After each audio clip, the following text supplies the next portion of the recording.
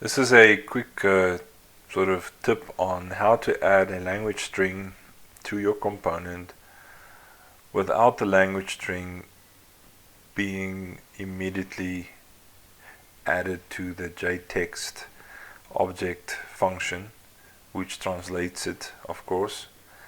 So let me demonstrate.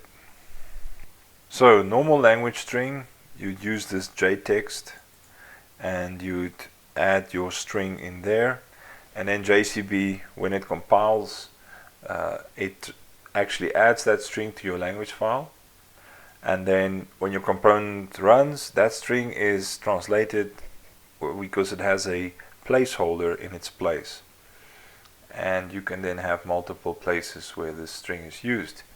So that's already there and works well. The new feature is mostly used when you are dealing with a class and you're working with an array in the class, and you want to have class method, or rather fields, that is an array of strings, but you can't of course use this in the array of a class value. So that's just one place, but there are many places where you could see this in action.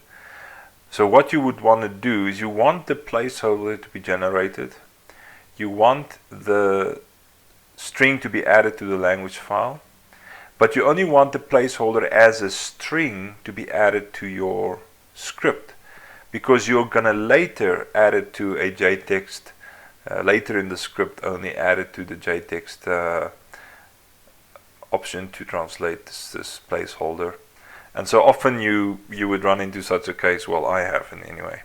So the way we've addressed this is with a new, basically a new name, just text, like that. So this part looks exactly the same as the JText. So it almost seems like this is a class, but it's not really. It's just something that the JCP compiler will pick up, and it'll convert this. Let me show you how it will look when it's converted it, and you'll see why it makes sense. You see, I've got this extra field properties, and it's got these keys, and I want to use the key to get the string. So if we go a little lower in the script, you see I'm looping through that array, and the value description, I'm only here passing it to the JText to translate it. So that means I want to do this translation later, and all I want in this array above here is actually the placeholder string.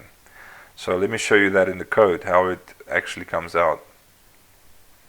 So in the code here you see the extra field properties, and you see it's simply it's just the string. It actually took away the bracket here. Yeah, if you look at how it was.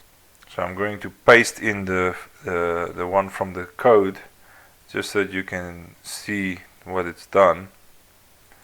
So here you can see this is what we added in JCB, and this is what it did in compilation. It added the placeholder string, which we can then use down here in our JText to translate it, to get the specific translated string.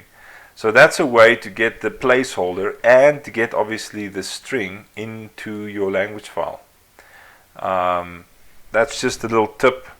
I know that it's not very obvious, so I hope it will come in handy to those of you who want to add language strings to JCB, but you don't want to have it immediately be part of the JText object call. You want to just have the actual placeholder available for use dynamically. This is the way you can do that. Oh well, thanks for watching. Enjoy.